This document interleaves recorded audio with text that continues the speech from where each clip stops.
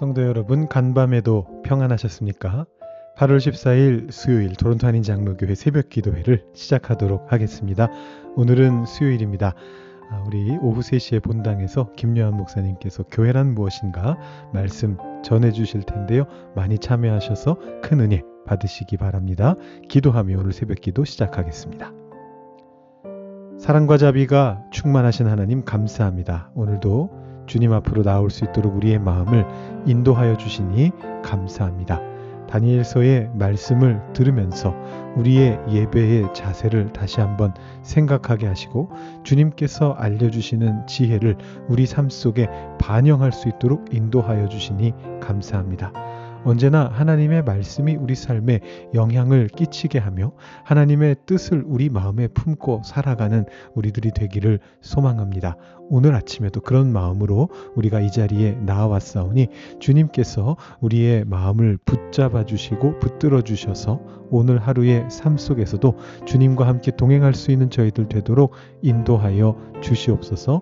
넘어질 때마다 쓰러질 때마다 주님의 말씀을 통해서 힘을 얻게 하시고 어려운 일들을 겪어 나갈 때에 주님을 찬양하며 그것들을 이겨낼 수 있도록 주님께서 우리에게 복을 더해 주시기를 소망합니다. 오직 하나님 아버지만 붙잡고 나아가는 오늘 하루가 되게 하여 주시옵소서.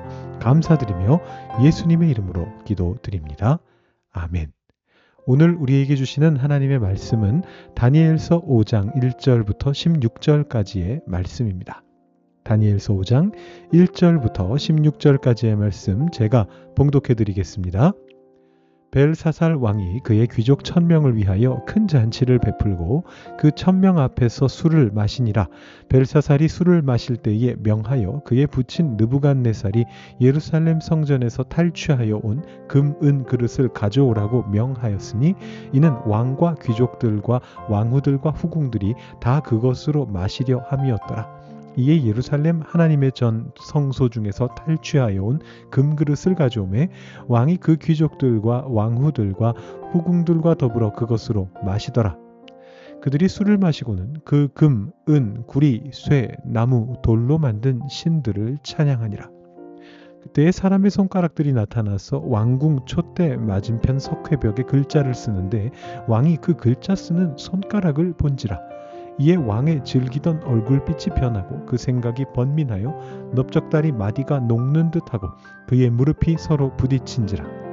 왕이 크게 소리질러 술객과 갈대아 술사와 점쟁이를 불러오게 하고 바벨론의 지혜자들에게 말하되 누구를 막론하고 이 글자를 읽고 그 해석을 내게 보이면 자주색 옷을 입히고 금사슬을 그의 목에 걸어주리니 그를 나라의 셋째 통치자로 삼으리라 하니라. 그때의 왕의 지혜자가 다 들어왔으나 능히 그 글자를 읽지 못하며 그 해석을 왕께 알려주지 못하는지라. 그러므로 벨사살 왕이 크게 번민하여 그의 얼굴빛이 변하였고 귀족들도 다 놀라니라. 왕비가 왕과 그 귀족들의 말로 말미암아 잔치하는 궁에 들어왔더니 이에 말하여 이르되 왕이여 만수무강하옵소서. 왕의 생각을 번민하게 하지 말며 얼굴빛을 변할 것도 아니니이다. 왕의 나라에 거룩한 신들의 영이 있는 사람이 있으니 곧 왕의 부친 때에 있던 자로서 명철과 총명과 지혜가 신들의 지혜와 같은 자니이다. 왕의 부친 느부갓네살 왕이 그를 세워 박수와 술객과 갈대아 술사와 점쟁이의 어른을 삼으셨으니 왕이 벨드사살이라 이름하는 이 다니엘은 마음이 민첩하고 지식과 총명이 있어 능히 꿈을 해석하며 은밀한 말을 밝히며 의문을 풀 수 있었나이다. 이제 다니엘을 부르소서. 그리하시면 그가 그 해석을 알려드리리이다 하니라. 이에 다니엘이 부름을 받아 왕의 앞에 나오매 왕이 다니엘에게 말하되 내가 나의 부왕이 유다에서 사로잡아온 유다 자손 중에 그 다니엘이냐? 내가 내게 대하여 들은즉 내 안에는 신들의 영이 있으므로 내가 명철과 총명과 비상한 지혜가 있다 하도다. 지금 여러 지혜자와 술객을 내 앞에 불러다가 그들에게 이 글을 읽고 그 해석을 내게 알게 하라 하였으나 그들이 다 그 해석을 내게 보이지 못하였느니라. 내가 내게 대하여 들은즉 너는 해석을 잘하고 의문을 푼다 하도다. 그런즉 이제 내가 이 글을 읽고 그 해석을 내게 알려주면 내게 자주색 옷을 입히고 금사슬을 내 목에 걸어주어 너를 나라의 셋째 통치자로 삼으리라 하니. 아멘. 제가 어릴 때 책을 좋아했습니다. 지금도 좋아합니다만 지금은 책 말고도 읽을 게 많아져서인지 제가 어릴 때만큼 책을 좋아하진 않는 것 같습니다. 어릴 때는 정말로 책을 좋아했습니다. 수업 시간에도요, 책을 그 초등학교 그 국민학교 책상 아시죠? 책상 아래에 있는 그 열려져 있는 서랍이 있습니다. 거기 넣어놓고 무릎 위로 이렇게 몰래 빼내가지고 책을 읽다가 책을 뺏긴 적이 한두 번이 아니었습니다. 길을 걸어 다닐 때도 책을 읽었습니다. 어떤 분이 나중에 그런 얘기를 해주셨어요. 저보다 한 살 위에 여자분이신데 중학생 때, 그분도 중학생이고 저도 중학생일 때 같은 아파트, 같은 엘리베이터 라인에 살았다는 겁니다. 근데 그분은 이제 우리 교회 교인의 따님이셨고, 근데 저는 이제 교회 부목사의 아들이다 보니까 저는 그분을 모르지만 그분은 제 소식을 들어서 저에 대해서 대충 알고 계셨는데 우리 교회 부목사님 아들이 너보다 한 살 아래라더라. 여기 중학생이라더라. 이렇게 이제 얘기를 하셨을 거 아니에요? 근데 엘리베이터에서 저를 마주치신 적이 꽤 있는데 마주칠 때마다 제가 책을 읽고 있어가지고 제 눈 아래쪽을 보신 적이 없다라고 나중에 제가 전도사가 되고 그분이 저희 부서 선생님으로 오셨을 때 그런 옛날 얘기를 들려주셨던 그런 기억이 납니다. 전도사님, 전도사님의 눈 아래 얼굴을 제가 지금 처음 봅니다. 이렇게 얘기하시면서 그런 얘기를 들려주시더라고요. 그런 제가 정말 좋아했던 작가가 하나 있습니다. 김성일이라고 하는 분인데 여러분들 중에도 아는 분 계실 것 같아요. 기독신문이 아닌 일간지였던 한국일보의 기독교 소설인 땅끝에서 오다를 연재하셨던 아주 전설적인 분이신데 그분의 책 중에 홍수이후라는 책은 중학생이던 제가 출간된 당일에 사와서 4권을 앉은 자리에서 다 읽었던 그런 기억이 있습니다. 학교에서 돌아와서 가방 내려놓고 침대에 앉아서 그냥 책을 바로 읽기 시작했는데 어머니께서 저녁 먹으라고 부르실 때까지 불도 안 켜고 침대에 앉아서 꼬박 그 책을 읽고 있었노라고 저희 어머니께서 증언해 주신 바가 있습니다. 자, 그분이 쓰신 책 중에 땅끝에서 오다의 후속작이었던 땅끝으로 가다라는 기독교 소설이 있는데요. 이 소설 얘기를 하려고 제가 책 얘기를 시작했습니다. 오늘 우리가 읽은 말씀의 장면을 어레인지 해가지고 현대에 비슷한 현상이 일어나게 만드는 이제 그런 스토리를 그 소설 속에 쓰신 적이 있어요. 뭐 재벌가에서 잔치를 하고 있는데 누군가가 그 레이저 발생 장치를 가지고 거울 뒤에서 빛을 쏴가지고 벽을 태워서 메네메네 데겔 우바르신 이 글자를 새기는 장면을 연출하는 그런 스토리가 그 소설 속에서 나온 적이 있습니다. 저는 보면서 야 이거 참 신박하다. 레이저로 저렇게 할 수도 있겠구나. 그게 80년대 나온 소설이거든요. 아주 신소재죠. 그 당시에 레이저라는 거. 그래서 그걸 보면서 그렇게 감탄했던 그런 기억이 있습니다. 자, 이 글자에 대한 부분은 우리가 내일로 좀 미뤄두죠. 메네메네 데겔 우바르신 여러분 많이 들어보셨을 텐데 살짝 그 내용에 대한 얘기는 내일로 한번 미뤄 놓겠습니다. 이 글자를 발견하고 다니엘을 부르는 장면까지가 오늘 말씀인데요. 오늘 말씀은 사실 이렇게 말해서 죄송합니다만 총체적 난국입니다. 사실관계에도 문제가 많이 있고요. 내용도 굉장히 정신이 없습니다. 여러분 보시면 벨사살 왕이 느부갓네살의 아들이다. 정확히 말하면 느부갓네살이 벨사살 왕의 부친이다. 이렇게 나오는데 이 두 사람은 부자 관계가 아닙니다. 벨사살의 아버지는 나보니두스입니다. 벌써 문제가 좀 발생하죠? 또 벨사살은 왕이라고 호칭되고 있습니다만 왕이 아니라 섭정이었습니다. 바벨론의 마지막 왕은 벨사살의 아버지인 나보니두스입니다. 그를 대신해서 통치했던 섭정이었고요. 10절에 등장하는 왕비는 벨사살의 왕비가 아니고 나보니두스의 왕비. 그래서 벨사살의 어머니인 것 같습니다. 그래서 세 번역에서는 이 단어를 왕비라고 번역하지 않고 왕의 어머니라고 번역했습니다. 맥락상으로는 그게 맞거든요. 벨사살도 모르는 일을 그 왕비가 알고 있었다 이렇게 생각하는 것보다는 왕의 어머니가 과거의 일을 알고서 조언을 해주고 있다. 이렇게 본다면 굉장히 자연스럽습니다. 또 어떤 문제가 있느냐 하면 다니엘은 이 왕비와 벨사살 왕에 의해서 거룩한 신들의 영이 있는 자로 묘사가 됩니다. 다니엘이 그토록 하나님을 드높였는데 그래서 다니엘 때문에 느부갓네살이나 뭐 느부갓네살이 2번이나 하늘의 하나님을 찬양했는데 이 다니엘은 도대체 왜 거룩한 신의 영이 있는 자가 아니라 거룩한 신들의 영이 있는 자로 알려져 있었을까요? 자, 또 다니엘은 이미 2장에서 아주 높은 지위에 올랐는데 여기서 왜 또 다시 셋째 통치자가 되는 뭐 그런 상황이 벌어지고 있는 걸까요? 이런 걸 따지다 보면 정신이 없습니다.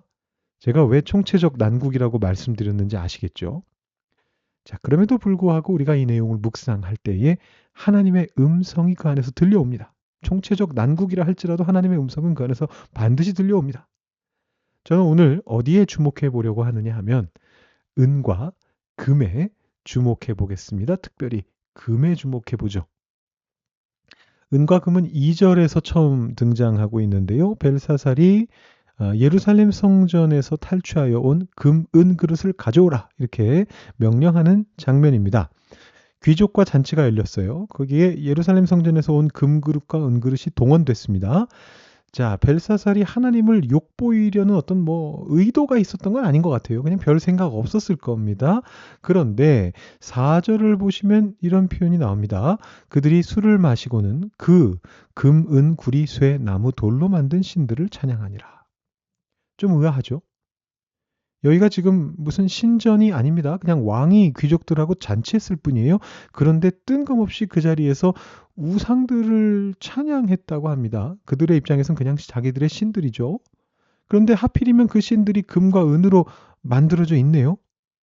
예, 뭐 우상을 금은으로 만드는 거니까 어색한 건 아닌데 이게 여기 왜 나오는 걸까요?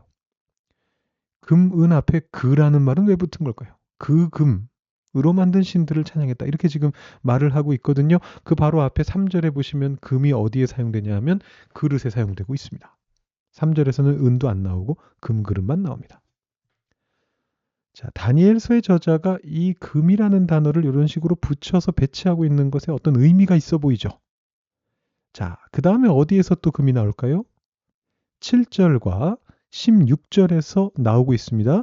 이 신비한 현상을 해석해내는 자에게 금사슬을 목에 걸어 주겠노라. 그렇게 이야기하면서 다시 금이 등장하고 있습니다.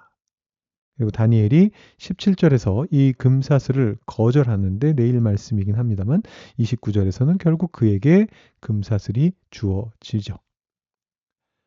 여러분 오늘 말씀에서 은과 금이 특히 금이 무엇을 상징하고 있을까요? 귀하고 비싼 귀금속입니다만 그 자체로는 아무 의미가 없는 어떤 인간의 부귀영화를 상징한다고 보는 게 맞는 것 같습니다. 여러분 금이 비싼 것은 사람들이 금을 좋아해서입니다.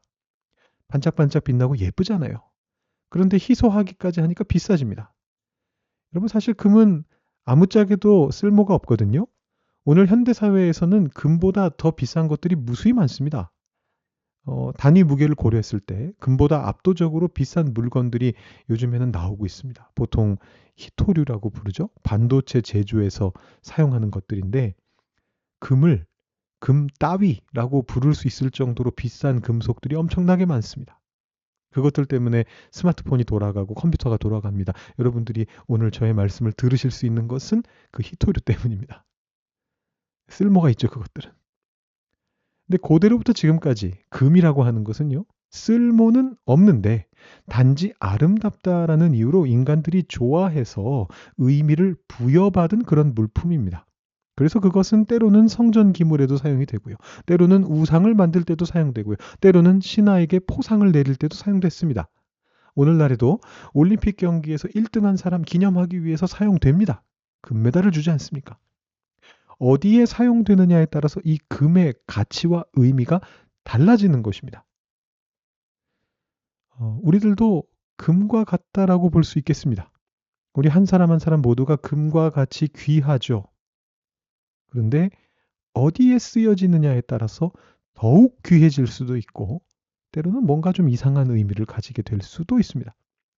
우리가 사용하는 재물도 금과 같습니다. 어디에 쓰느냐에 따라서 다른 의미를 가지게 될 수 있습니다. 우리가 얻는 명성도 마찬가지고 우리가 가진 건강도 마찬가지고 우리의 모든 것들이 다 마찬가지입니다. 어디에 어떻게 쓰여지느냐가 중요한 것입니다.